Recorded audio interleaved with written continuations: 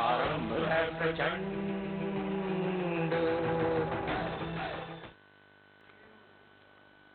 नमस्कार, स्वराज एक्सप्रेस के खास प्रोग्राम सत्ता का संग्राम में आपका स्वागत है। आपके साथ मैं हूं विकास सक्सेना। गुजरते वक्त के साथ ही उत्तर प्रदेश में सियासी दलों के बीच चल रही जोर आजमाइश अब और तेज हो रही है। इतना ही नहीं, सत्ता का संग्राम जीतने के लिए नेता कुछ भी कर गुजर रहे हैं। सूबे में सत्ता की लड़ाई जहां पहले तक जिन्ना, एक्सप्रेसवे, हिंदू मुस्लिम, परशुराम समेत अन्य मुद्दों पर केंद्रित हुआ करती थी, वो अब महाभारत तक आ गई है। दरअसल उत्तर प्रदेश के वैश्विक शिक्षा मंत्री सतीश द्विवेदी ने बलरामपुर के जिला युवा सम्मेलन में एक बयान दिया और विपक्ष को कौरवों की सेना करार दिया, जबकि यूपी चुनाव 2022 को महाभारत की संज्ञा दी है। इसके अलावा उन्होंने बीजेपी के शीर्ष नेताओं को पांडव बताया है। हालांकि उन्होंने इस महाभारत के श्री कृष्ण की चर्चा नहीं की है, लेकिन सपा प्रमुख अखिलेश यादव के सपने में तो हर रोज भगवान श्री कृष्ण आ रहे हैं और उनसे बात करते हुए यह भी कह रहे हैं कि अब की बार समाजवादी पार्टी की सरकार बनने जा रही है। सियासी जोर आजमाइश में जिस तरह से दलों के दिग्गज नेता धर्म का सहारा लेकर जिस तरह की बातें कर रहे हैं, आखिर उससे साबित क्या होगा? नेता आखिर क्या संदेश देना चाहते हैं? सवाल यह भी है कि नेताओं के इस तरह के बयानों से क्या जनता की भावनाओं को ठेस नहीं पहुंचता है? चुनाव जीतने के लिए क्या कुछ भी बोलना सही है? सत्ता का संग्राम में आज चर्चा इसी मुद्दे को लेकर होगी। खास पेशकश महाविसात पर महाभारत में।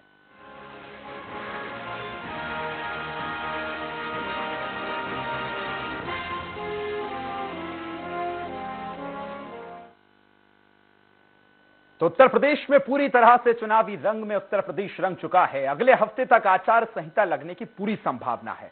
ऐसे में चाहे सत्ताधारी बीजेपी हो या फिर सपा समेत अन्य विपक्षी दल, जनता के बीच कोई कोर कसर नहीं छोड़ना चाह रहा है। बीजेपी नेता एक तरफ राम मंदिर निर्माण को लेकर जनता के बीच धर्म की पताका लहरा रहे हैं, वहीं दूसरी तरफ यूपी की सबसे बड़ी विपक्षी पार्टी यानी कि सपा भी अपने तर्कश से लगातार धार्मिक तीर छोड़ रही है। यूपी की चुनावी जंग जो अब तक जिन्ना, अंबेडकर, अटल, नेहरू और भगवान राम के इर्द गिर्द घूमती रहती थी, उसने अब महाभारत का रूप भी ले लिया है। एक और बीजेपी खुद को पांडव और विपक्ष को कौरव सेना बता रही है, तो वहीं दूसरी तरफ सपा सुप्रीमो अखिलेश यादव के सपने में भगवान श्री कृष्ण आ रहे हैं। जाहिर है ऐसे बयानों के बाद चुनावी दौर में सियासी महाभारत होना लाजमी है। तो चलिए महाविसात पर महाभारत के मुद्दे पर चर्चा शुरू करें। उससे पहले देख लेते हैं हमारी खास रिपोर्ट।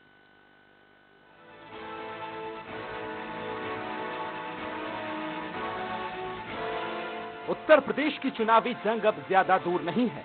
ऐसे में पक्ष विपक्ष में जुबानी जंग तेज होती चली जा रही है। पार्टी नेताओं की ओर से धारदार हमले किए जा रहे हैं। अब तक चुनावी मैदान में जिन्ना, अंबेडकर, सरदार पटेल, नेहरू, भगवान राम, बाबा विश्वनाथ, मथुरा मुद्दा बन चुके हैं। वहीं अब बारी महाभारत की है। ये महाभारत शुरू की है सूबे में बेसिक शिक्षा मंत्री सतीश द्विवेदी ने। दरअसल सतीश द्विवेदी ने चुनावी सभा के दौरान विपक्षी दलों को कौरव बता दिया है। उन्होंने कहा कि समाजवादी पार्टी, बहुजन समाजवादी पार्टी और कांग्रेस और आम आदमी पार्टी जैसे दल कौरव की सेना है। वे यही नहीं रुके। उन्होंने कहा कि पीएम नरेंद्र मोदी, पीएम योगी आदित्यनाथ, गृह मंत्री अमित शाह, भाजपा अध्यक्ष जेपी नड्डा और प्रदेश भाजपा अध्यक्ष स्वतंत्र देव सिंह पांडव हैं। सतीश द्विवेदी के मुताबिक इस महाभारत की लड़ाई में एक तरफ पांडव हैं तो दूसरी तरफ कौरव। तो पांडव कौन है? वो तो एक ही तत्व है। यही हमारा अर्जुन भी है, यही युधिष्ठिर भी है, यही भीम भी है, यही नकुल भी है, यही सहदेव भी है। आप गिन लीजिए, मोदी, अमित शाह, जेपी नड्डा, योगी आदित्यनाथ, स्वतंत्र देव सिंह, सब यही मिल जाएंगे और सारे कौरव सब एक साथ मिलेंगे, जो हमेशा इस देश की परंपरा, इस देश की गौरव, इस देश की संस्कृति, इस देश की गाय, इस देश की गंगा, बहुसंख्यक लोगों की भावनाओं के खिलाफ ही बोलते हैं। दूसरी ओर सपा अध्यक्ष अखिलेश यादव भी जुबानी धर्म की लड़ाई में कूद पड़े हैं। अखिलेश यादव लगातार धार्मिक बयान देने से नहीं चूक रहे। इस बार उन्होंने कहा कि भगवान श्री कृष्ण मेरे सपने में आते हैं और कल भी आए थे। रोज आते हैं और कहते हैं कि समाजवादी सरकार बनने जा रही है। अखिलेश यादव के मुताबिक बीजेपी अक्सर राम राज्य की बात करती है, लेकिन असल में समाजवाद का रास्ता ही राम राज्य का रास्ता है। जिस दिन पूरी तरह से समाजवाद लागू हो जाएगा, उस दिन से राम राज्य शुरू हो जाएगा। राम हमारे सपने में आए थे भगवान कृष्ण, कह रहे थे आपकी सरकार बनने वाली है, और एक बार नहीं आए, हर दिन आते हैं, हर दिन। कोई दिन ऐसा नहीं जिस दिन भगवान हमारे सपनों में ना आकर के कहते हो कि आपकी सरकार बनने जा रही है। इनके तो पत्र पे लिखा है, हमें हर दिन सपनों में आते हैं। उत्तर प्रदेश में चुनाव की धुरी लगभग धर्म और जाति के इर्द गिर्द घूमती रहती है। बीजेपी लगातार राम मंदिर का मुद्दा लेकर जनता के बीच अपनी पैठ बनाने में जुटी हुई है। बीजेपी वही मंदिर बनाएंगे नारे के बाद अयोध्या काशी झांकी है, अब मथुरा की बारी है का नारा बुलंद करने में लगी है। ऐसे में सपा लगातार इसका तोड़ निकालने का प्रयास कर रही है। सपा ऐसे धार्मिक वोटों को संजोने के लिए परशुराम और कृष्ण कार्ड खेलने की कोशिश कर रही है। बहरहाल यूपी के चुनावी महाभारत में अब देखना दिलचस्प होगा कि जनता किसका रुख करती है। लखनऊ से स्वराज एक्सप्रेस के लिए वंदना रावत की रिपोर्ट। तो महाविवाद पर महाभारत इस बेहद खास मुद्दे पर चर्चा की शुरुआत करें। सत्ता के संग्राम में आज इसी मुद्दे को चर्चा हमारे साथ करने के लिए लखनऊ से हमारे साथ जुड़ रहेंगे बीजेपी प्रवक्ता केसी जैन जी हमारे साथ जुड़ेंगे, सपा नेता हमारे साथ जुड़ेंगे उपेंद्र यादव जी, कांग्रेस प्रवक्ता हमारे साथ रफत फातिमा जी जुड़ रहे हैं, साथ ही हमारे साथ वरिष्ठ पत्रकार और भोपाल स्टूडियो से मौजूद हैं अवधेश भार्गव जी। आप सभी का बहुत स्वागत है। बहुत खास मुद्दा है सर। चर्चा की शुरुआत में अवधेश जी आपसे ही करना चाहूंगा। जिस तरह से चुनाव नजदीक आ रहा है, सियासत भी धार्मिक होती जा रही है। कहीं राम सामने आ रहे हैं तो कहीं परशुराम, कहीं कृष्ण आ रहे हैं। अब सर कैसे देखा जाए, ये राजनीति में धर्म है या धर्म की राजनीति है? अवधेश जी देखिए, ये धर्म की राजनीति नहीं, ये राजनीति में धर्म है।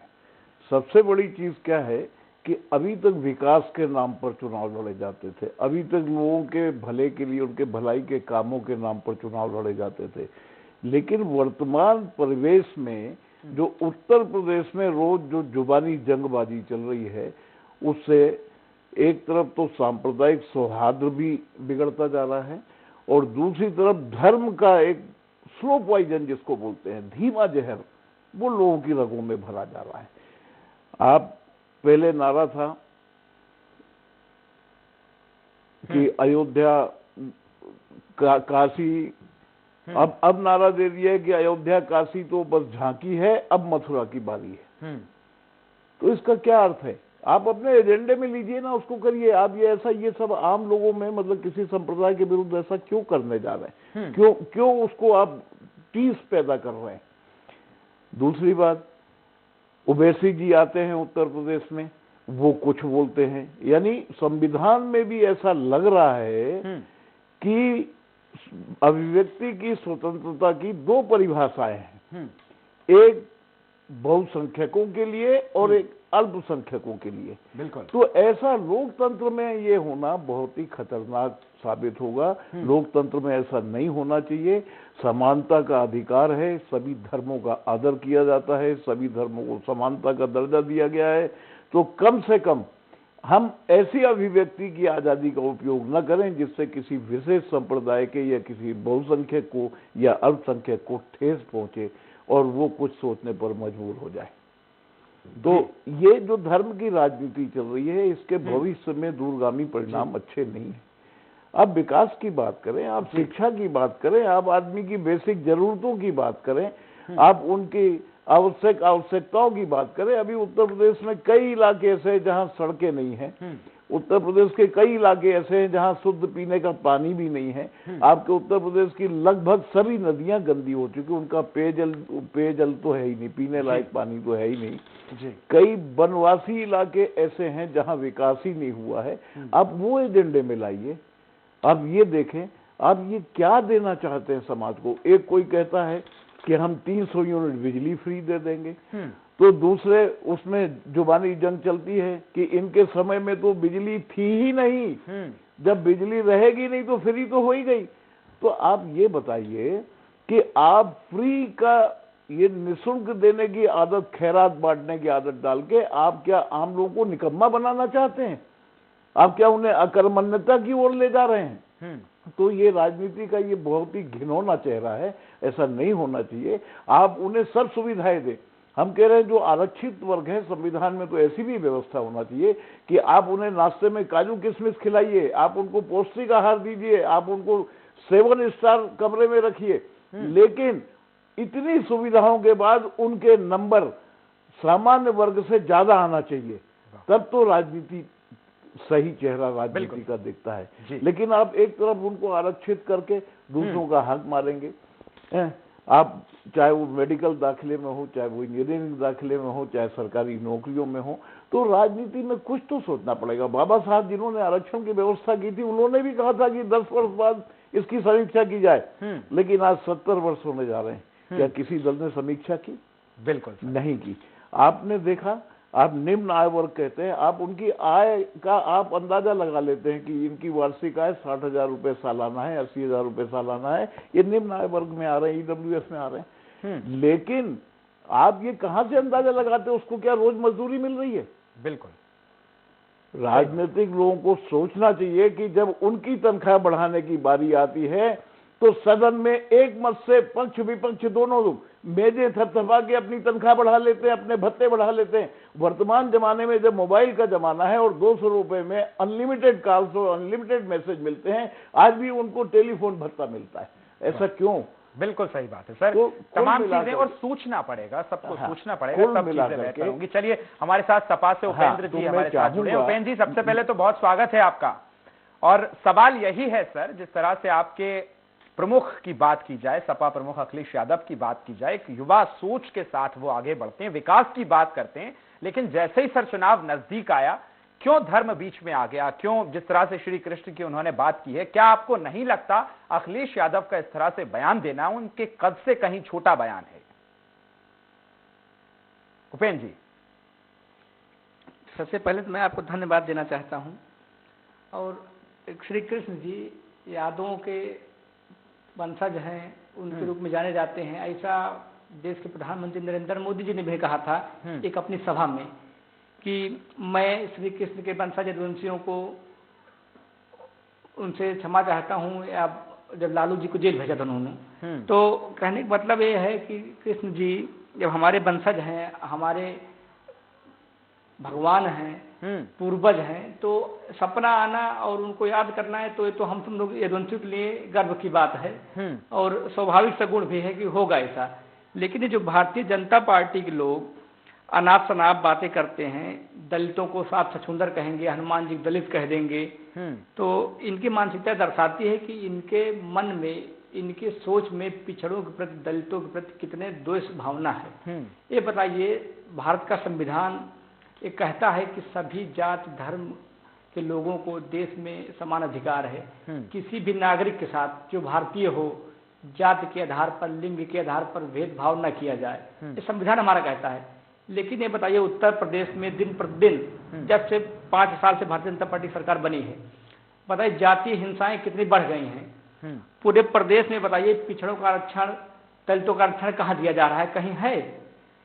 अभी 69,000 वैकेंसी देख लीजिए, शिक्षक भर्ती देख लीजिए आप। हम बयान पे बात कर रहे हैं और उस पे भी आएंगे, लेकिन तमाम ऐसे जगहों पे आप प्रदेश के जिला अधिकारी की लिस्ट देख लीजिए आप। बयान तो राष्ट्रीय अध्यक्ष ने ठीक ही कहा, क्योंकि उनके पूर्वज हैं, और कृष्ण जी के, अगर उनके पूर्वज हैं श्री कृष्ण जी हमारे, तो उन्होंने देखा तो अच्छी बात है।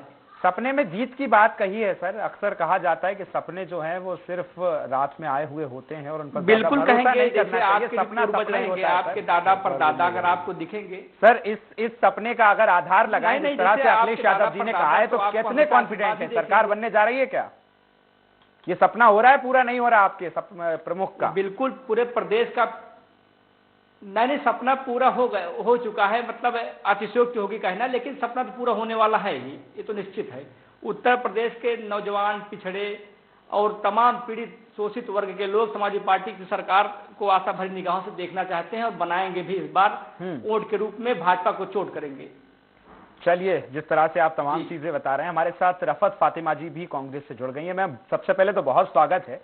जिस तरह से हमने देखा कि बीजेपी ने बात की, चाहे वो धर्म की हो, राम की हो, तमाम चीजें हुई, अब सपा जो प्रमुख है अखिलेश यादव, उनके सपने में भी कृष्ण आने लगे हैं। कांग्रेस भी कुछ ऐसा ही सोच रही है, या कांग्रेस विकास को आगे लेकर चल रही है? मैम, मुझे तो लगता है सत्ता जाने की घबराहट है, जो अनर्गल बातें मुंह से निकल रही हैं। कौरव कौन है, पांडव कौन है, ये पूरी देश जान रहा है। आज पांडव जो है देश बचाने की लड़ाई लड़ रहे हैं और कौरव राज कर रहे हैं। दूसरा, जहाँ तक जिसके पास मुद्दे गौड़ हो चुके होते हैं जब, तो ऐसे ही चीजें सामने आती हैं। जब आपके पास मुद्दे न हो, आपके पास अपना रिपोर्ट कार्ड ना हो, 5 साल में आपने क्या करा है, जनता जिस तरीके से परेशान है आज भी से, ये जो शिक्षक अभ्यर्थी है इनके मंत्री आवास पे उसने धरना दिया, उसको लाठियां खा रहा है। तो जिसके पास मुद्दे नहीं है, उसका रिपोर्ट कार्ड नहीं, उसके विकास के नाम पे लोगों को ठगा गया है, पूरा देश विकास के नाम पे ठगा गया है। तो आज त्रस्त कौन है? देश की जनता। आपके पास महंगाई पे कोई बात नहीं है, आपके पास जो है किसानों पे कोई बात नहीं है, आपके पास महिलाओं पे कोई बात नहीं है। महिला अपराध जिस तरीके से बढ़ रहे हैं, वो नीति आयोग कह रहा है यूपी नंबर 1 है अपराध में, लेकिन जिनके पास इन मुद्दों पे बात करने का टाइम ही नहीं है, समय नहीं है, वो ऐसी बातें करते हैं। आज जिस तरीके से ये बातें हो रही हैं, वो हमको लगता है चुनाव आते आते इनको सब भगवान जी की गोद में बैठ गए जाकर। तो इनको भगवान भी वही उसी को पसंद करता है। बिल्कुल तमाम चीजें आप बता रही हैं, आप कह रही हैं कि हम विकास को लेकर आगे बढ़ रहे हैं, फिर ये जो राहुल गांधी जी कभी जनेऊ पहन लेते हैं, कभी कुर्ता नजर आता है, फिर ये क्या है? तो मुझे तो ये समझ में नहीं आता, ये कॉपीराइट तो है नहीं किसी का, ये मेरा आस्था है, ये मेरी अपनी पर्सनल आस्था। हम कहीं जा रहे क्या कर रहे हैं, लेकिन ऐसे बयानबाजियां करना जो विकास के नाम पे सिर्फ बयानबाजी कर रहे हैं, बात उनकी होनी चाहिए, सवाल उनसे होना चाहिए जो सत्ता में बैठे हैं, कि उन्होंने विकास के नाम पे लोगों को क्या दिया है। आज महंगाई मैं पूछ रहा हूँ मैम कि ये प्रूफ देने की जरूरत है। आप कह रही हैं मैम, आप कह रही हैं कॉपीराइट किसी पे नहीं है, हम भी मानते हैं इस चीज को, लेकिन ये प्रूफ देना क्यों पड़ रहा है? चंदन लगा के क्यों प्रियंका जी को बताना पड़ रहा है कि हम हिंदू हैं या तमाम चीजें हैं? नहीं, पहले आप मेरी बात सुनिए जी। आज सिलेंडर पे आपको बात करना चाहिए कि गृहिणियां किस तरीके से परेशान है। 1000 रुपए से सिलेंडर हो रहा है, जिस तरीके से हम एक महिला होकर हम देख रहे हैं कि कैसे लोग बजट संभाल ले अपने रसोई का। तो महंगाई पे आप बात करिए। आप, हमें लगता है ये मुद्दे ही बिल्कुल ऐसे हैं कि जो लगता है जो जनता को भटका रहे अपने मूल इश्यूज पे। तो मुद्दे हमारे नहीं है, आपके ही नेता, चाहे वो अखिलेश यादव जी हो या प्रियंका जी हो, चाहे राहुल गांधी हो या योगी आदित्यनाथ हो, मैं राजनीति में जिस तरह से धर्म आएगा उस पर हम चर्चा कर रहे हैं, हमारा कोई विषय ये बनाया हुआ नहीं है। नहीं, देखिए लोकतंत्र का चौथा स्तंभ है, आपको जनता की आवाज उठानी ही पड़ेगी। बिल्कुल उठाई रहे हैं, इसीलिए आपको उठाया है हमने तमाम चीजें। हम तो ये भी कह रहे हैं, हमने तो ओमिक्रॉन को लेके भी उठाया है मैम, लेकिन ये भी आप ध्यान रखिए कि राजनीतिक जो दल हैं उन्होंने हामी भरी है कि हाँ कोरोना के बीच में चुनाव करवाइए, तो हम तो उठा ही रहे हैं मैम। अपना सुझाव भी दिया, कांग्रेस ने तो अपना सुझाव भी दे दिया इसके ऊपर कि हम छोटी सभाएं करेंगे, हम जो है नुक्कड़ सभाएं करेंगे, हम डोर टू डोर कैंपेन करेंगे, हम वर्चुअल रैली करेंगे, हम इतनी बड़ी बड़ी सभाएं नहीं करेंगे। हमने तो अपना सुझाव चुनाव आयोग को दे दिया है, बाकी पार्टीज के हम जिम्मेदार नहीं है ना, मेरी जवाबदेही है। और जहां तक मेरा अपना या मैं बैठी हूं, तो मैं इस मुद्दे पे सिर्फ इतना कहूंगी कि मूल मुद्दों से हट के हम कोई बात नहीं करेंगे, हम मूल मुद्दों पे ही टिके। बिल्कुल मैम, मुद्दों पे हम भी हैं, हमने तो महंगाई को भी उठाया है, लेकिन मुझे लगता है कि कहीं ना कहीं प्रदर्शन में आपकी तरफ से भी कमी रही है। चलिए मैं उपेंद्र जी का रुख कर रहा हूँ। उपेंद्र जी, जिस तरह से फातिमा जी ने तमाम चीजें कही हैं कि ये जो नीचा स्तर है धर्म की राजनीति को, धर्म को बीच में लाने का, तमाम चीजें बता रही हैं, अब कैसे देख रहे हैं आप? बिल्कुल, भारतीय जनता पार्टी किस हद तक जा सकती है चुनाव जीतने के लिए, जैसे इसका केवल एक एजेंडा है कि राजनीति में सत्ता पर काबिज रहना। इसको देश में विकास से, महंगाई से, बेरोजगारी से कोई मतलब नहीं, कभी वास्ता नहीं है। ये बताइए उत्तर प्रदेश में कोरोना काल में कितने लोग मारे गए, कितनी लाशें हिंदू रीति रिवाज के अनुसार जलाई नहीं गई, दफनाई नहीं गई। आपने देखा होगा, अगर लाशों पर राजनीति करना भारतीय जनता पार्टी का काम है, धर्म के नाम पर राजनीति भारतीय जनता पार्टी करती है। ये बताइए आप, उत्तर प्रदेश में बेरोजगारी किस कदर बढ़ी है, महंगाई किस कदर बढ़ी है, इस पर ये लोग चर्चा नहीं करते हैं। ये लोग बात करेंगे वहां मंदिर की, वहां मस्जिद की। ये बताइए, देश में सबको जब बराबर रहने का अधिकार है, तो हम क्यों ना किसी के रोजगार की बात करें, रोजी की बात करें, शिक्षा की बात करें। ये लोग बात करेंगे धर्म की। अरे भाई, आप शिक्षा के लिए बात कीजिए, शिक्षा के लिए कितना आपने काम किया, रोजगार के लिए आपने क्या किया, और रोजगार के लिए आपकी क्या नीति है। नीति आयोग ने अभी कहा कि सबसे ज्यादा अपराध उत्तर प्रदेश नंबर 1 है पूरे भारत में। इस पर आप क्यों नहीं चर्चा करते हैं? ये बताइए, अभी पंचायत चुनाव में महिलाओं की जबरदस्ती साड़ी खींची गई, आपने देखा होगा, पूरा देश देखा, पूरा प्रदेश देखा। हाथरस में दलित बेटी को किस तरह रात में जिंदा जला दिया गया, हत्या के बाद जला दिया गया लाश को, जो कि हिंदू रीति रिवाज के अनुसार नहीं होना चाहिए। तो ये बताइए, ये लोग किस सोच के लोग हैं, इस देश को किस धारा में ले जाना चाहते हैं? अब आप इस पर विचार कीजिए, और प्रदेश जनता इस बार 2022 आ रहा हूं कि हम आरोप प्रत्यारोप से कहीं ऊपर उठकर ये बात करें कि हमारी जब सपा की सरकार थी तो हमने ये विकास कराया। आप तो युवा हैं सर, आपकी पार्टी के अध्यक्ष युवा हैं, आप तो विकास लेकर जाइए ना। विकास क्यों नहीं आ रहा है? अब ये धर्म बीच में क्यों आ रहा है? आप तो विकास लेके लोगों के पास जाइए। नहीं, आपने धर्म का मुद्दा छेड़ा ना, इसलिए हमने बता दिया। विकास की बात करना चाहेंगे तो आप बताइए। लखनऊ में इकाना स्टेडियम है, गिनिए आप गिनिए बस विकास के नाम। लखनऊ में इकाना स्टेडियम बना है, सुनिए विकास नाम। लखनऊ में इकाना स्टेडियम बना है, मेट्रो ट्रेन समाजवादी पार्टी की देन है, JPNI लखनऊ में समाजवादी पार्टी की देन है, लोहिया पार्क समाजवादी पार्टी की देन है, पूरे एशिया का सबसे बड़ा park Janeshwar Mishra park Samajwadi party की देन है। सुन रहे हैं नहीं आप मेरी बात? बहुत अच्छे से सुन। और 108 समाजवादी पार्टी जनता ने नहीं सुना सर, इतनी विकास के बाद भी यदि 14 में आपको जनता ने नहीं सुना तो सर वो ज्यादा, जनता को सुनना बहुत महत्वपूर्ण है, मुझसे कहीं ज्यादा। खैर मैं तो सुन ही रहा हूँ। चलिए हमारे साथ केसी जी भी बीजेपी से जुड़ गए। उपेंद्र जी मैं आपके पास लौटूंगा। उपेंद्र हमारे साथ केसी जी थोड़ी देर से आए। चलिए सर, देर आए दुरुस्त आए, बहुत स्वागत है आपका। तमाम आरोप प्रत्यारोप आप पर हुए हैं, वो तो फिर आप नहीं सुन पाए, लेकिन मेरा पहला सवाल यही है सर, जिस तरह से अब हम चुनाव की दहलीज पर खड़े हैं, बहुत नजदीक हैं हम चुनाव के सर, ऐसे वक्त में आपके वैश्विक शिक्षा मंत्री सतीश जी का जिस तरह से बयान आना, कौरव पांडव करार देना, तमाम चीजें हैं सर, क्या लगता है एक शिक्षा मंत्री के तौर पर ऐसा बयान आना कितना शोभा देता है? केसी जी। देखिए, जब चूंकि देखिए चुनाव बिल्कुल सिर पर है और तमाम सारे राजनीतिक दल के तमाम सारे बयान लगातार आ रहे हैं। देखिए ये तो एक इन्होंने बयान दिया, लेकिन वो कौन लोग थे जिन्होंने कहा कि प्रधानमंत्री के हाथ खून से रंगे हैं? वो कौन लोग थे, कौन से दल थे जो कहते थे कि आप खून का सौदा करते? मैं आपसे एक सवाल कर रहा हूँ, आप आरोप पे और दूसरी बात ये कि वो हम बाद में करेंगे। मेरा सीधा आपसे ये सवाल है, शिक्षा मंत्री का ऐसे समय में बयान देना कितना शोभनीय है? शिक्षा मंत्री है सर, वो तो छात्रों का भी तो सोचे जरा क्या संदेश जाएगा। जब कोई जी सुन लीजिए, सुन रहा हूँ। देखिए पहली बात तो ये है कि शिक्षा मंत्री जी ने अगर ये बात कही है कि कौरवों से पांडवों की लड़ाई, हाँ, तो कौरव कौन थे और पांडव कौन थे, इसको अगर संक्षेप में हम समझें तो कौरव का मतलब ये है कि जिन्होंने एक तरीके से अनैतिक कार्य किए और संपत्ति पे जिन्होंने कब्जा किया। किसकी संपत्ति पे कब्जा किया? जो उनकी संपत्ति नहीं थी। और जो विपक्ष है, विपक्ष में खास करके समाजवादी पार्टी के लोग क्या कर रहे हैं? क्या दूसरों की जमीन उन्होंने कब्जा नहीं की? क्या उन पे बुलडोजर नहीं चला? तो अगर ऐसे लोगों के ऊपर कार्रवाइयां हो रही है तो पीड़ा किसको हो रही है? पीड़ा इसी समाजवादी पार्टी को हो रही है। दूसरी बात, जाति धर्म मजहब कौन लेकर के आ रहा है चुनाव में? आप देखिए कि जब विकास दुबे का इनकाउंटर में विकास दुबे जैसा दुर्दांत अपराधी मारा गया, जिसने 8 पुलिसकर्मियों को मारा था, जिनमें से 8 में से 6 ब्राह्मण थे, तब वो ब्राह्मण नहीं थे विकास दुबे।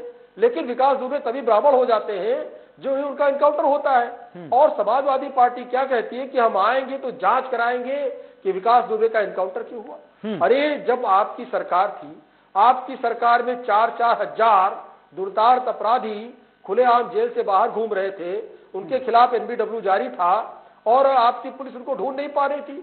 लेकिन आपकी पुलिस, यही पुलिस भैंसों को जरूर ढूंढ लेती थी आजम खां के। वो आजम खां जिसके ऊपर तमाम सारे कहाँ बात कर रहे हैं सर, हम शिक्षा की बात कर रहे हैं, आप प्रॉपर्टी कब्जा करने का थोड़ा सा सोचिए सर, हम शिक्षा की बात कर रहे हैं, शिक्षा मंत्री के बयान की बात कर रहे हैं, आप एनकाउंटर पे आ रहे हैं सर। चीजें एक दूसरे से जुड़ी हुई है। नहीं, शिक्षा मंत्री के बयान से ही हमने चीजों को जोड़ा। देखिए सारी चीजें एक दूसरे से जुड़ी हुई है। कौरव कौन थे? कौरव और पांडवों के बीच में युद्ध क्यों हुआ? युद्ध तो प्रॉपर्टी को लेकर के हुआ ना। और प्रॉपर्टी को जिन लोगों ने नाजायज रूप से कब्जा किया, उन्हीं के बीच में युद्ध हुआ।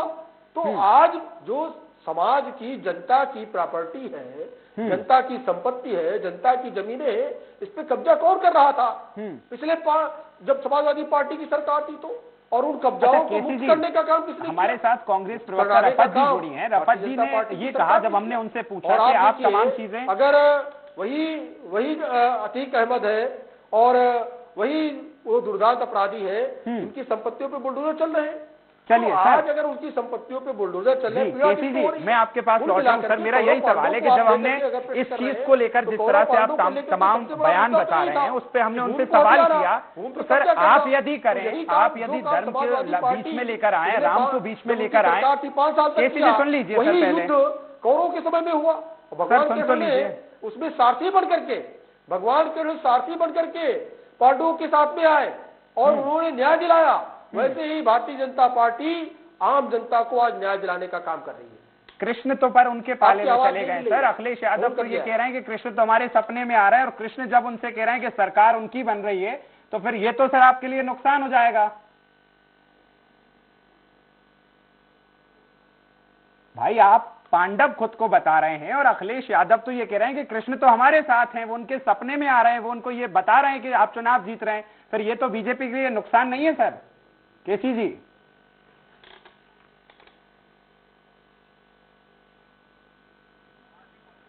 मेरी आवाज सुन पा रहे हैं सर? चलिए मैं रफत जी के पास लौट रहा हूं। रफत जी, जिस तरह से हमने तमाम चीजें केसी जी से पूछी हैं और वो हालांकि इस चीज से बचते नजर आ रहे हैं, लेकिन मैं अगर कांग्रेस की बात करूं, कैसी तैयारी है? अगर इस चुनाव को हम देखें, तमाम चीजें आपने बताई हैं और महाभारत का जब जिक्र हुआ है तो जिस तरह से द्रौपदी को बचाने के लिए, जिस तरह से उनके चीरहरण को रोकने के लिए तमाम चीजें निकल कर आई थी, तो क्या प्रियंका गांधी इस बार महिलाओं को लेकर तैयार हैं पूरी तरीके से? रफत जी। जी, मुझे पूरा क्वेश्चन नहीं समझ में आया क्योंकि मेरा डिस्कनेक्ट। चलिए मैम, सीधा सवाल है, कितनी तैयारी है कांग्रेस की? इन तमाम वादों और तमाम अगर जुमलों की बात की जाए, इसके बीच में कांग्रेस कहां खड़ी है इस बार चुनाव में?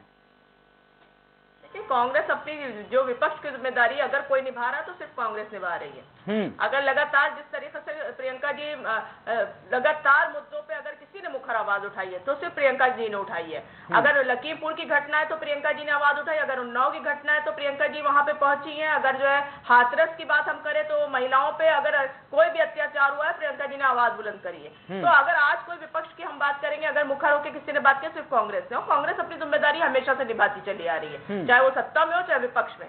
तो अब सवाल ये उठता है, कोरोना में जब जिस तरीके से लोग मरे थे तो उस टाइम वो ये नहीं पूछ रहे थे, कोरोना घर घर जाके ये नहीं पूछा था कौन किस धर्म का है, वो धर्म जाति नहीं देख रहा था, वो देख रहा, हर आदमी उससे परेशान था। तो जिस तरीके से जो हालात हैं आप उस पर बात करिए। आज क्या प्लानिंग है सरकार की, किस तरीके से वो ओमिक्रॉन से निपटेगी, हमें सवाल इस पर करने चाहिए कि आज किस तरीके से हम जो है देश की जनता को बचा पाएंगे। अभी 80% हमारा बच्चा, ये शिक्षा मंत्री, मुझे तो शर्म आ रही है, बंदर के हाथ में आईना जैसे हालात हो रहे हैं कि किसी को भी कुछ पकड़ा दिया गया है। 80% हमारे बच्चे जो है सीखने के स्तर की गिरावट आई, यूनिसेफ की रिपोर्ट कह रही है। लेकिन आज ऐसे शिक्षा मंत्री इस तरीके से भाषण दे रहे हैं सार्वजनिक मंचों से, तो क्या स्तर होगा शिक्षा का, ये भी आप समझ सकते हैं। तो हालात ये विकास के नाम पे, शिक्षा के नाम पे, रोजगार के नाम पे, किसान के नाम पे, महिला के नाम पे बैकफुट पे है सरकार। तो जिसके पास कुछ नहीं होता है वो अनाप शनाप बोल के, मैं आपके पास जी बिल्कुल अनाप शनाप बोल के वो पब्लिक को जो है भटकाते रहता है। तो जो लोग जो कुछ नहीं कर सकते वो ये करते हैं और हरे हरे सपने, सुनहरे सपने दिखा के और बाग दिखा के इस तरीके की हरकतें करते हैं। इन्होंने सुनहरे सपने जरूर दिखाए, लेकिन जनता त्रस्त हो चुकी है, जनता सब समझ चुकी है। आने वाला 2022 यही जनता इनको 2022 में उखाड़ फेंकेगी। चलिए केसी जी, तमाम चीजें आपने रफत जी की सुन ली हैं, सुनहरे सपने आप दिखाते हैं और इस बार जनता उखाड़ फेंकेगी, ऐसा रफत जी का कहना है, क्या कहेंगे सर? देखिए विकास जी, रफत जी कांग्रेस की एक विद्वान प्रवक्ता है और कांग्रेस का बचाव करने में वो कोई कोर कसर नहीं छोड़ती, छोड़ना भी नहीं चाहिए, अपनी जिम्मेदारी को बखूबी निभाती हैं। लेकिन देखिए उनके कहने से, हमारे कहने से या विपक्ष के कहने से, किसी के कहने से किसी की सरकार नहीं बन जाएगी। जनता के बीच में जिन्होंने काम किया है बिल्कुल जनता उसको सराहेगी, जनता उसको शर्माते बैठाएगी। इनको जनता ने लंबे समय तक काम करने का अवसर दिया कि अब सुधार आ जाए, अब सुधार आ जाए, अब सुधार आ जाए।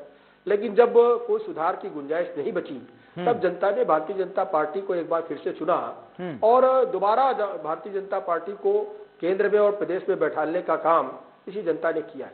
देखिए अगर हमने पिछले 4.5 पौने 5 साल सरकार के बीच गए, 3 महीने के बाद फरवरी और मार्च में चुनाव संपन्न हो जाएंगे, तो ऐसी स्थिति में महीने 2 महीने का जो टाइम बचा है और बिल्कुल जनता पूरा आकलन करेगी कि पौने 5 सालों में 5 सालों में पिछले हमने क्या किया है और जहां जहां पे इनकी सरकारें इन्होंने क्या किया है। ये बिल्कुल अभी हम अगर बात करेंगे कि जहां पे आपकी सरकारें हैं वहां पे भी जनता ने देखा है। और ये मीडिया का जो आधुनिक युग है, सोशल मीडिया का युग है, कहीं किसी प्रदेश की बातें किसी छुपती नहीं है। राजस्थान में जिस प्रकार से आपकी सरकार आने के बाद, कांग्रेस सरकार आने के बाद वहां पे रेप के केसेस बढ़े हैं, बच्चियों के साथ जिस प्रकार से रेप हो रहे हैं, अगर इस पे इनको सवाल होगा तो कहेंगे उत्तर प्रदेश में आकर के बात करिए। अगर पंजाब के बारे में इनसे बात होगी कि पंजाब के किसानों ने आपके सरकार के खिलाफ क्यों आंदोलन किया, तो ये कहेंगे उत्तर प्रदेश में आकर के बात करिए। फिर जाति और धर्म के आधार पर पंजाब के मुख्यमंत्री को उन्होंने बदल दिया, अगर उस पर सवाल उठता है कि चन्नी को आप क्यों ले आए, आप ये हल्ला भी बचा रहे हैं, शोर भी बचा रहे हैं, कहीं ना कहीं जनता को गुमराह करने का प्रयास कर रहे हैं कि हम एक दलित चेहरा लेकर के आए हैं, तो आप पिछले 4 सालों तो क्या करते रहे? 4 साल में आप दलित चेहरा क्यों नहीं बना पाए? रही बात अभी कोरोना पे, रफत जी ने बहुत सारे सवाल उठाए। कोरोना में कहाँ के लोग पलायन किए और कहाँ की सरकार ने जनता को राहत दी। 20 लाख लोगों को उत्तर प्रदेश में नए राशन कार्ड मिले और यहाँ पे लोगों को राशन भी मिला, रहने के आवास भी मिला। 1000 रुपए प्रति कृषक के प्रति श्रमिक के अकाउंट में खाते में बिहार में गया। ये काम किसने किया? उत्तर प्रदेश की योगी जी की सरकार ने किया। महाराष्ट्र से सबसे ज्यादा लोगों ने पलायन किया, सबसे ज्यादा लोगों ने महाराष्ट्र से पलायन किया। महाराष्ट्र में आपकी मिलीजुली सरकार, अगर महाराष्ट्र में आपने काम किया होता तो जनता को इतना कष्ट नहीं भोगना पड़ता। इसी तरीके से दिल्ली से भी पलायन किया जनता ने। और जो ये दे रहे थे, गाड़ियां दे रहे थे, ट्रैक्टर मोटरसाइकिल के नंबर इन्होंने दे दिए। कहा ये बसें दे रहे, बसों के नाम पर इन्होंने ट्रैक्टर मोटरसाइकिल के नंबर दे दिए। तो कुल मिलाकर के फ्रॉड कौन कर रहा है, कौन जनता का हितैषी है?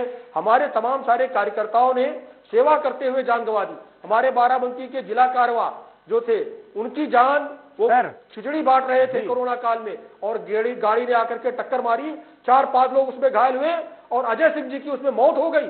मैं आपको बता रहा हूँ, अजय सिंह जी की तमाम चीजें आपने बताई है। सर, अब हम चुनाव की बात करें तो चुनाव में आप मतदाताओं के पास विकास लेके क्यों नहीं जा रहे हैं? सर, क्या मतदाताओं को आप ये बताएंगे कि हमने कोरोना में खिचड़ी बांटी है?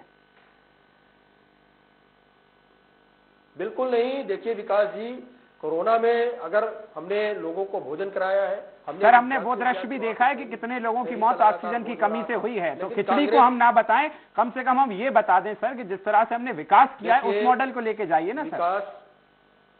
जी बिल्कुल। देखिए विकास जी, ये कांग्रेस के ही राजीव गांधी जी कहते थे कि जब हम 1 रुपया भेजते जनता के बीच में तो 10 से 15 पैसे जनता के पास पहुंचता है। लेकिन आज अगर 2000 रुपए अकाउंट में किसानों के भेजे जा रहे हैं तो पूरे के पूरे 2000 अकाउंट में किसानों के पहुंच रहे हैं। 5000 करोड़ रुपए किसानों के खातों में डायरेक्ट पहुंचा है, डायरेक्ट भेजा गया है। 6000 रुपए वार्षिक भेजा गया है। और मैं आपको एक बता दूं विकास जी, जो ये कांग्रेस कहती है 6000 रुपए वार्षिक में क्या होता है, आपने तो ये भी नहीं दिया। और फिर घर के अगर 5 सदस्य हैं, 5 लोगों का नाम खितौनी में है, तो 30,000 रुपए उस घर को राहत के रूप में प्रति महीने मिल रहा है, प्रति वर्ष मिल रहा है। चलिए ठीक है सर, उपलब्धि है, तमाम चीजें राहत के लिए, किसानों के लिए भी हमने काम चलिए केसी जी मैं आपके पास लौटूंगा, उपेंद्र जी मैं आपके पास आ रहा हूँ। इनको पीड़ा हुई, अगर अपराधियों पे कार्रवाई हो रही है तब भी इनको पीड़ा हो रही है। नहीं सर, पीड़ा किसी को नहीं है, अपराधियों पर कार्रवाई होना चाहिए, हम भी यही चाहते हैं। चलिए उपेंद्र जी मैं आपके पास लौट रहा हूँ। उनके तो जज्बातों से खुशबू आती है, उनकी हर बातों से खुशबू आती है, और सपने में यदि कृष्ण भी आ जाएं तो सर आंखों से खुशबू आती है। हालांकि इन दिनों अगर उत्तर प्रदेश की बात की जाए तो इत्र भी खूब महक रहा है। तो अब ये खुशबू जिस तरह से है कृष्ण की, अगर उन्होंने बात की है तो कितनी आपके लिए लाभदायक है उपेंद्र जी? देखिए, जाति धर्म मजहब की बात तो भारतीय जनता पार्टी के लोग करते हैं, हम समाजवादी लोग हैं। ये बताइए आप, पूरे प्रदेश में ये माफियाओं की बात कर रहे हैं, कौन माफिया बताइए जेल के अंदर है? पर्टिकुलर जिस माफिया का नाम ले रहे हैं वो लोग पहले भी जेल के अंदर थे। आज ये बताइए उत्तर प्रदेश में क्या 2 ही लोग अपराधी हैं, मुख्तार और रफीक अहमद? बताइए कितने अपराधी खुलेआम घूम रहे हैं। और जो किसानों के ऊपर गाड़ियां चढ़ा रहा है वो क्या अपराधी नहीं है?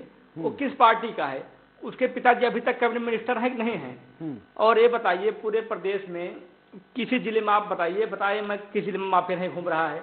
आज भी योगी सरकार में बफरते सजाती हैं। जो कार्रवाई हो रही पिछड़ों के ऊपर हो रही। जब से योगी आदित्यनाथ अजय सिंह बिष्ट जी मुख्यमंत्री बने उत्तर प्रदेश के, तब से पूरे प्रदेश में लगभग 10,000 पिछड़े दलित के लोग मारे गए हैं फर्जी इनकाउंटर के नाम पर। थानों में बताइए कितनी हत्याएं हो गई हैं, आपके सामने आंकड़ा होगा। अभी यहाँ मुजफ्फर यहाँ अभी आपने देखा होगा कासगंज में, तमाम सुल्तानपुर में दलित बेटे की हत्या हुई थाने में। और ये बताइए आज मोदी जी अभी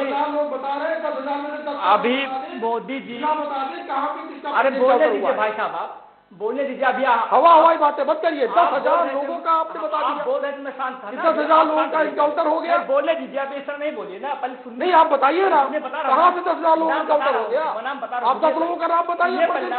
चलिए उपेंद्र जी बता दीजिए जरा नाम 10 आप हवा में बातें मत करिए। आप देखिए न्यायालय पे भरोसा रखिए, न्याय प्रक्रिया पे सवाल मत खड़ा करिए। चलिए केसी जी मैं आपके पास लौटूंगा। सर ऐसे तो हम फिर समझ नहीं पाएंगे क्या बात उनकी आ रही है। उनकी बात हो जाए तो केसी जी मैं आपके पास लौटूंगा। जी उपेंद्र जी।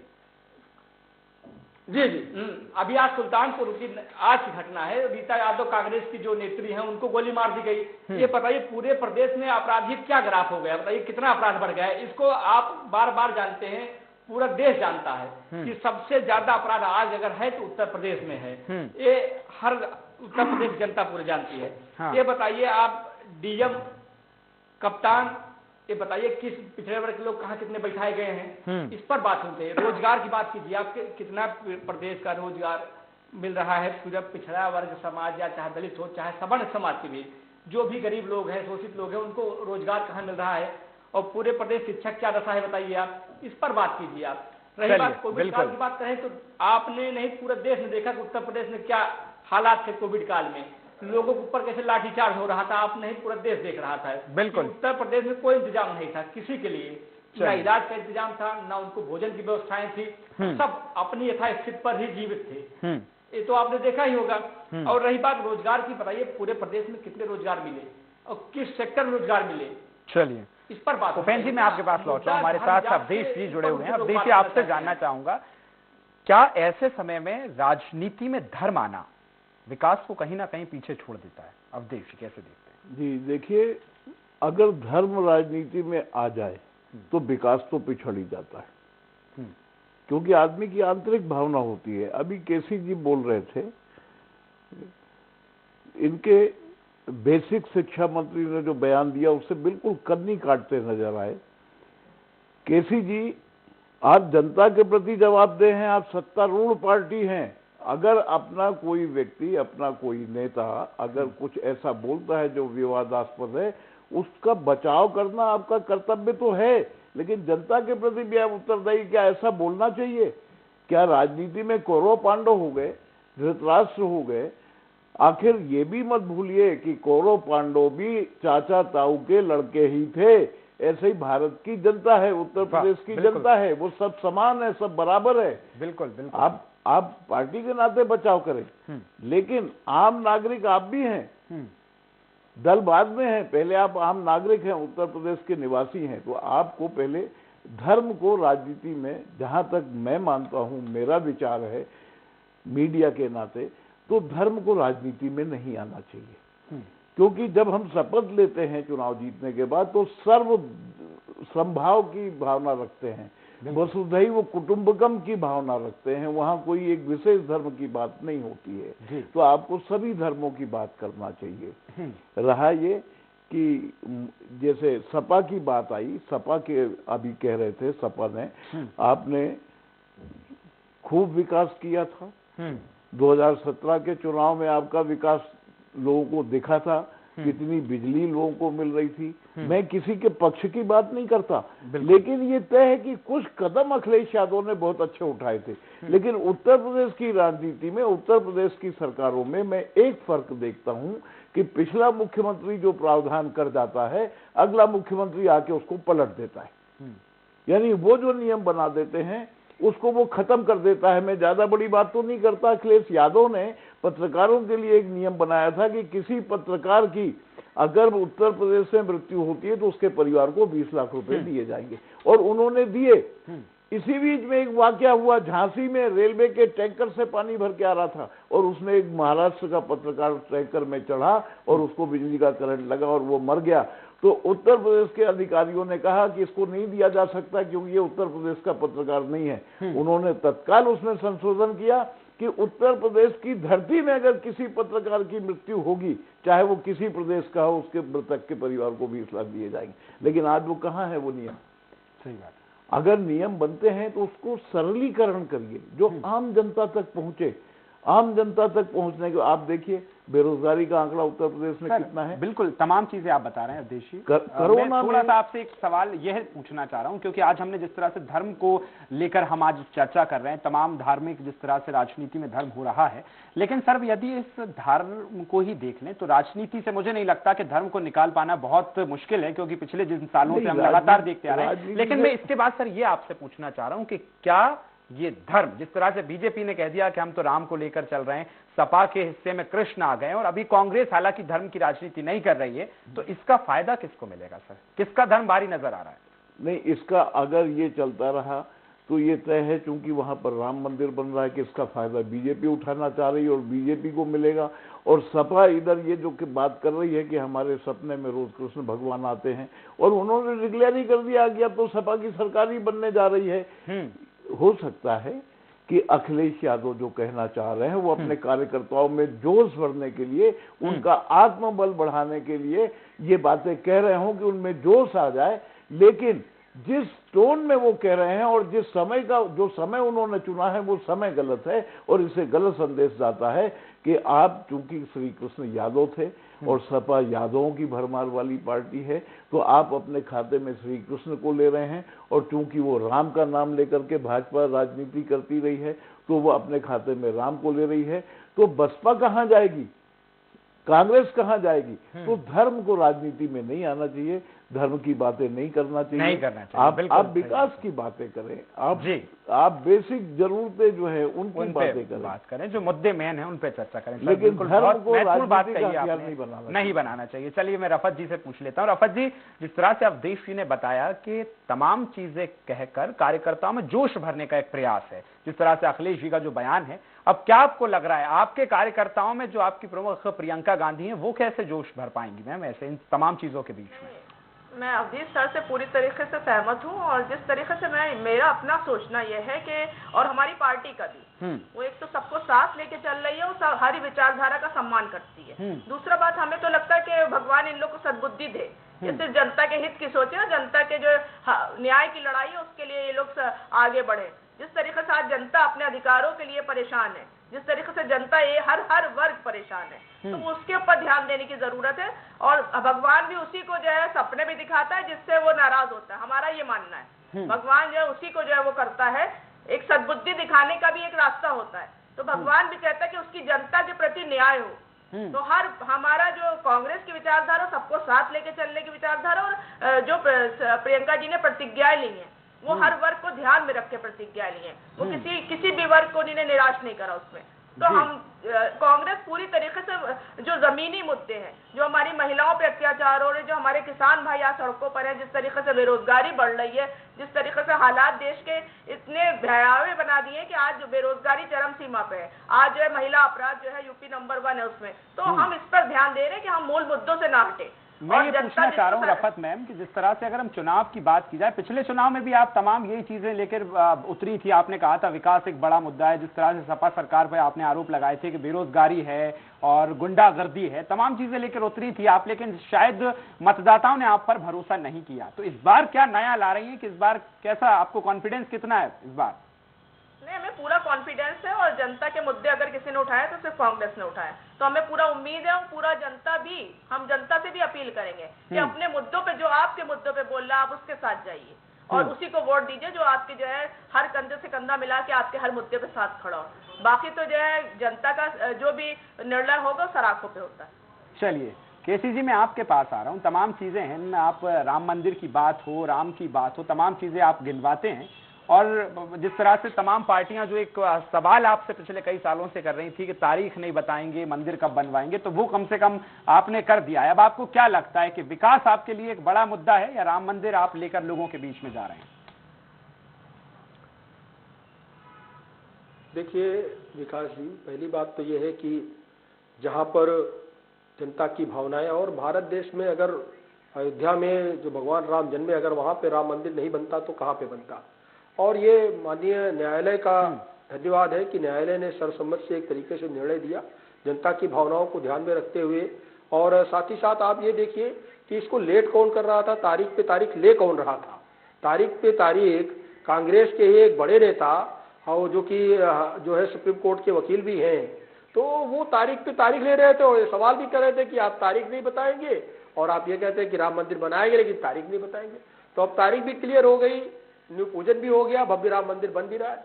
लेकिन बात यह है कि जो लोग ये कहते हैं कि धर्म और जाति की हम राजनीति नहीं करते हैं, वो लोग फिर भगवान राम मंदिर के भव्य निर्माण का विरोध क्यों कर रहे थे? वो लोग तारीख पे तारीख क्यों ले रहे थे? सीए आया, अगर सीए आया उसका विरोध ये क्यों कर रहे हैं? वो तो कोई जाति और धर्म का मुद्दा नहीं है। और धारा 370 अगर जम्मू कश्मीर में हटी, उसको धार्मिक रूप देने का क्यों प्रयास किया? क्यों कहा कि जो है धारा 370 नहीं हटनी चाहिए? अगर पूरा राष्ट्र हमारा आज एक है तो इसमें क्या बुराई है? इसको तो बहुत पहले हट जाना चाहिए था।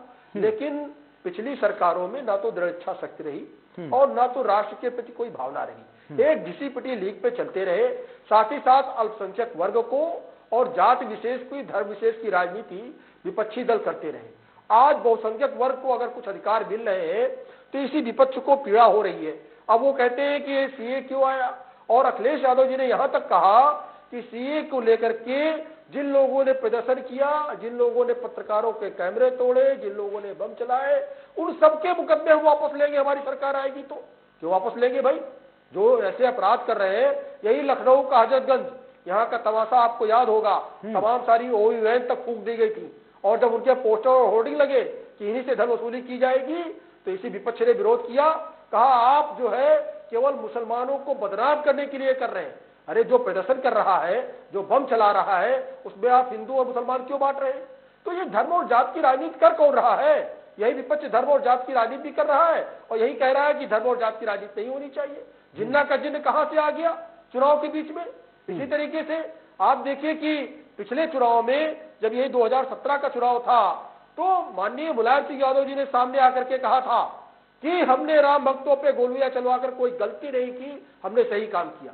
तो कुल मिलाकर के अभी हमारे समाजवादी पार्टी के साथी कह रहे थे इनको तिलमिलाहट है, इनको जल्दी सत्ता में आने की। अरे हम तो सत्ता में हैं, लेकिन आपने सत्ता में आने के लिए कांग्रेस से गलभैया की, बसपा से गलभैया की, आज वही कांग्रेस वही बीएसपी आपको पानी पी के कोस रहे हैं। फिर आपको मजबूरन ये कहना पड़ा कि हम छोटे दलों से गठबंधन करेंगे। अरे आपसे गठबंधन करना ही कौन चाहता है? आपने सबको धोखा दिया। ये विपक्षी दल कह रहे हैं जिनसे आपने गठबंधन किया, ये हम नहीं कह रहे।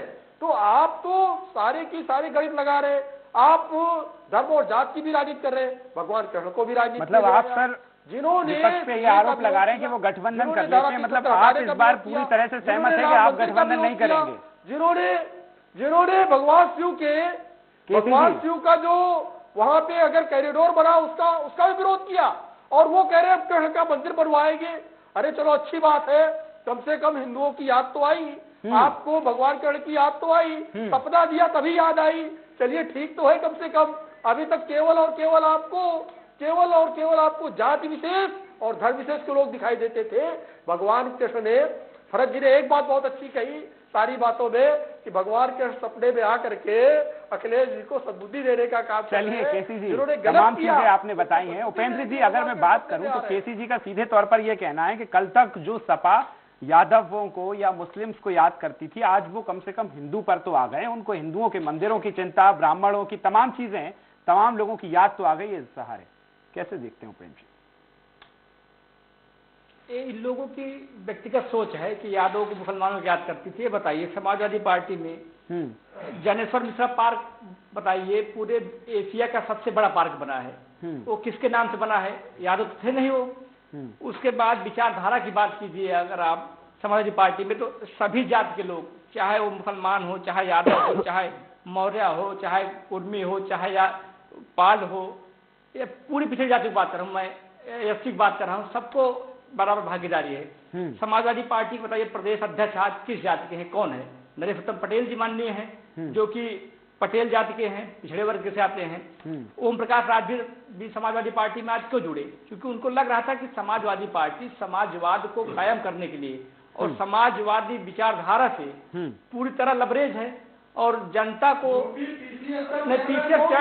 बताइए अब इनको सुन लीजिए, आज कौन है टीसीएस का चेयरमैन? आज उत्तर प्रदेश कौन है? आज उत्तर प्रदेश का डीजीपी कौन है? आज लखनऊ का डीएम कौन है? अगर इसी बात का ये बताइए, उत्तर प्रदेश का डीजीपी कौन है आज?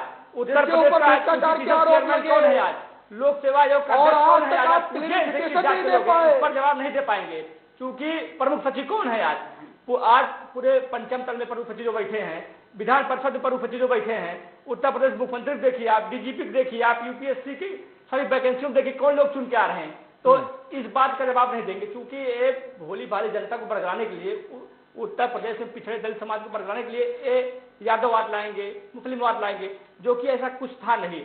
ये बताइए, अगर ये लोग कहते थे 86 में 56 SDM यादव हुए थे, अरे पुष्टि है किसी के पास? यूपीपीसीएस हमको दिखाए कोई, अगर यूपीपीसीएस का चेयरमैन किसको बनाया? अगर कोई दिखा दे, मैं राजीव अगर 56 SDM यादव हुए थे, अरे पूरी लिस्ट जारी हुई, क्या बात करते हैं आप? सत्यापित कीजिए आप, पूरी मैं लिस्ट जारी हुई। अरे फर्जी लिस्ट मत रिटर्न दिखाइए में आप। 50, आज अभी मैं दिखा रहा हूँ 200 नंबर निकल है यूपीपीसीएस, रिटर्न में 50 नंबर आपको पीसीएस और इंटरव्यू में 200 नंबर। देखिए आप, क्या बात है? पूरे चैनल को दिखा रहा हूँ कितने लोग रिटर्न में 200, रिटर्न में 50 और इंटरव्यू में 200 नंबर। आज देखिए, हो गया यूपीपीसीएस में सेलेक्ट। और यूपीपीसीएस की बात करें, इस सरकार में भी यादव चयन हुआ, पिछड़ों चयन हुआ। जो पढ़ेगा वो आगे बढ़ेगा, लेकिन ये लोग जनता को मोटिवेट और भावनाओं बहने के लिए, जिसे पता है कि एक जात के लोग को विश्वास हो रहा है, एक जात का, उसी में जनता को बरला ले गए, जो कि ऐसा था कुछ नहीं। आज सच्चाई देखिए आप, कोई आज तक सत्यापित कर पाया? अगर जिन लोगों ने पत्रकारों को जिंदा फुकवा दिया, योगी ने क्यों नहीं किया आज तक? 56 SDM केस आपको याद है? आप क्या कर रहे हैं बताइए? आपके मंत्री आज जेल में हैं, बताइए। अरे गायत्री प्रजापति जैसे लोग, आजम खान जैसे लोग आज जेल में हैं। चिन्मयानंद जैसे, कुलदीप सेंगर जैसे लोग किस पार्टी के हैं बताइए? कुलदीप सिंह को आपने बाहर किया, आजम खान को आपने पार्टी से बाहर किया, और टेनी मिश्रा आजम खान को बाहर किया पार्टी से आपने, आजम खान को आपने पार्टी से बाहर किया, नहीं किया ना? उनका चेहरा लगा के चुनाव लड़ेंगे। किस पार्टी के लोग? अपराधियों का कुलदीप सेंगर बैनर पे, पोस्टर पे चेहरा लगा के चुनाव लड़ेंगे। बताइए हमको आज। चलिए उपेंद्र जी, मैं आपके पास लौटा हूँ। कैसी जी आपके पास भी पार्टी में उनके मुकदमे वापस लेंगे ये वापस उनका। चलिए कैसी जी, हम ऐसे आ रहे हैं, ऐसे तो सर फिर हम समझ ही नहीं पाएंगे कि क्या हो रहा है। के आतंकवादी थे जिन्होंने, कैसी जी लौट रहा हूँ, मैं तमाम चीजें आपसे लूंगा सर, आपकी प्रतिक्रिया लूंगा, तब ये तमाम चीजें बताइए आप। नहीं, ये सब तो फर्जी बातें हैं। चलिए उपेंद्र जी, मैं आपके पास भी लौट रहा हूँ। विकास जी बता देंगे। फातिमा जी, मैं आपसे सीधा सवाल ये कर रहा हूँ, जब बीजेपी से हमने सवाल किया है। चलिए कैसी जी लौट रहा हूँ मैं सर। उच्चतम न्यायालय ने आपको फटकार लगाई, जो न्याय उचित था, माननीय उच्चतम न्यायालय ने फटकार लगाया आपको, न्यायोचित था, न्यायोचित था, आतंकवादियों के मुकदमे वापस लेने न्यायोचित था। तो आप ये भी बताइए कि नहीं, ये न्यायोचित था। अगर न्यायालय को आप मानते हैं तो ये भी बताइए आप मंदिर सुप्रीम सर कोर्ट कैसी बनाया। जी और उपेंद्र जी, इसी बहस में कहीं कांग्रेस कहीं शांति से आगे ना निकल जाए सर। हम बहस में, आप बहस में कहीं लगे रहने, कांग्रेस कहीं आगे निकल जाए, ऐसा ना हो जाए। मानते हैं तो बताइए जनता को, प्रदेश ये किया आपने, ये सर देश की सर्वोच्च भारतीय देश की सर्वोच्च न्यायालय में और प्रदेश उच्च न्यायालय में। चलिए फातिमा जी, मैं सीधा आपके पास आ रहा हूँ। जिस तरह से आप सुन रही है, मैं तमाम चीजें हैं, और सपा और बीजेपी जिस तरह से अपनी बातें कह रही हैं, हालांकि इनमें कोई हमें निकल कर चीजें नहीं आ पा रही, लेकिन मैं आपसे ये पूछ रहा हूँ कि बीजेपी ने आप पर ये आरोप लगाया कि जब हम हमारी तमाम चीजें गिनवाते हैं, चाहे वो 370 हो, राम मंदिर हो, या फिर काशी विश्वनाथ कॉरिडोर की स्थापना हो, कांग्रेस को हर चीज से गुरेज क्यों है? कांग्रेस को ये तमाम विकास की चीजें बुरी क्यों लगती है? बीजेपी का ऐसा कहना है। फातिमा जी, विकास हो तब ना, विकास दिख कहीं नहीं रहा है, होर्डिंग पोस्टर से विकास नहीं हुआ करता है। आधे आधे पेपर जो है खरीद लिए गए हैं, पूरा केंद्रीय मंत्रिमंडल यूपी में आ गया है, तो इससे लग रहा है कि क्या उपलब्धियां हुई हैं। मैम ये जो तमाम एक्सप्रेस बन रहे हैं, या फिर हम तमाम चीजों को देखें, एक बात और कहना चाहेंगे, भगवान के जो नाम के बात पर एक लाइन और कहना चाहिए, ईश्वर अल्लाह तेरो नाम, सबको सन्मति दे भगवान, सब एक ही है। जो जिस धर्म का है वो जिसको मांगता, सबका रब एक ही है, तो इस रब की माने और जनता के जो विकास के लिए जिस तरीके से झूठे दावे करेंगे उसको सच करना चाहिए था। आज जनता जिस तरीके से सख्त है, वो इनकी जुमलेबाजी है, वो इनकी हवा हवाई बातें हैं, और चीखने से, देखिए चीखता हमेशा झूठा आदमी, चीखते बहुत है, तो लगातार लाखों लोगों का कत्लेआम हो गया, ये हवा हवाई है, झूठ बोल के जनता को परेशान कर रहा है, वही ब्राह्मण मारे जाए तो ये हवा हवाई है, खामोश रहता है। क्या बात है? इसकी जिस तरीके से भाजपा की जो कथनी और करनी में अंतर है वो साफ नजर आ रहा है, और जनता ही इनको बताएगी कि इन्होंने क्या करा है क्या नहीं। जिस तरीके से स्वास्थ्य मंत्री है तो स्वास्थ्य की बातें नहीं करता है, अगर जो है शिक्षा मंत्री शिक्षा की बातें नहीं करता, क्योंकि अंधे के हाथ बटेल लग जाने वाली, किया था आपने, अंधों के हाथ बटेल लग गई है, याद कर लीजिए, बटेल छिनने वाली है। चलिए तमाम चीजें हैं, बस फातिमा जी जिस तरह से बता रही माफी मांगी उन गुनाहों के लिए।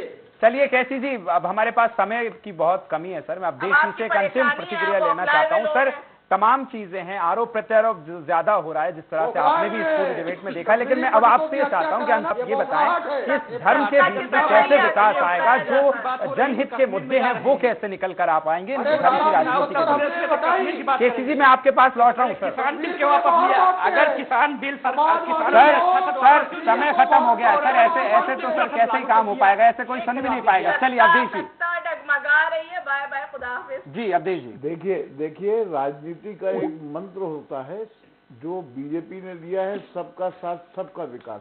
लेकिन बुद्धिजीवियों का एक मंत्र होता है कि one can not keep happy to everybody. कोई भी आदमी, एक व्यक्ति सबको खुश नहीं रख सकता है।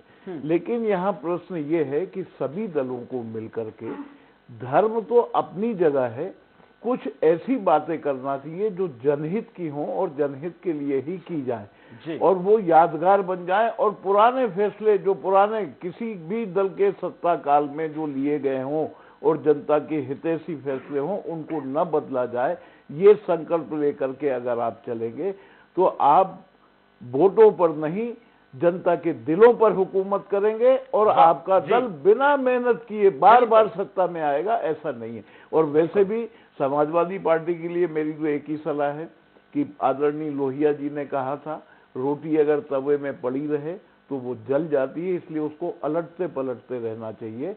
तो इसीलिए उत्तर प्रदेश की जनता, आप लोग धर्म की बात कर रहे हैं, लेकिन उत्तर प्रदेश की जनता के मन में क्या है? ठीक है, आज वहाँ कानून व्यवस्था काफी कुछ सुधरी है, लेकिन आप दूर दराज के गांव में देखेंगे तो पुलिस व्यवस्था बहुत खराब है। मैंने पिछले दिनों उत्तर प्रदेश का दौरा किया था, तो वहां पर पुलिस से लोग डरते हैं, लोग थानों में शिकायत करने जाने से डरते हैं और कई बार तो उन्हें थाने तक जाने ही नहीं देते सर। संक्षिप्त हाँ, तो इसलिए आप सब मिल करके कुछ ऐसा करें कि जनता के दिलों में आपका घर बने और आपकी सत्ता बार बार आती रहे। और बिल्कुल सही बात है सर, हमारी तमाम राजनीति जो है ना वो सिर्फ ना वोटों पर आधारित हो बल्कि दिलों पर आधारित हो, तो ये देश का विकास बहुत अच्छे से हो पाएगा। चलिए रफत फातिमा जी, केसी जैन जी और उपेंद्र जी, आप और साथिया अवधेश जी, आप सभी का बहुत शुक्रिया हमारे साथ इस चर्चा में शरीक होने के लिए। तो उत्तर प्रदेश का चुनाव महाभारत है और बीजेपी के शीर्ष नेता पांडव, जबकि विपक्षी दलों की सेना कौरव है। और बेसिक शिक्षा मंत्री सतीश द्विवेदी के इस बयान के बाद विपक्ष भी बोलने में पीछे नहीं है। सतीश द्विवेदी ने महाभारत की बात कही, कौरवों और पांडवों का जिक्र किया, लेकिन श्री कृष्ण का नाम नहीं लिया, जिसके बाद सपा अध्यक्ष अखिलेश यादव ने उनका नाम उठाया है और यह कहा है कि वो सपने में आते हैं। अब भगवान श्री कृष्ण तो रोज उनके सपने में आकर यह कह रहे हैं कि सपा की ही सरकार बननी है। लेकिन वही बात यह भी है कि इन सब बयानों का मतलब क्या है, क्योंकि इस तरह के धार्मिक मुद्दों को हवा देकर जनता की भावनाओं को निश्चित तौर पर ठेस पहुंचाई जा रही है। खैर, सियासी जोर आजमाइश के बीच अब यह देखना होगा कि चुनावी धर्म की लड़ाई में जनता का झुकाव किस ओर होता है और कौन जीत कर अपनी सरकार बनाता है। इसी के साथ सत्ता के संग्राम में इतना ही। मुझे दीजिए इजाजत, नमस्कार।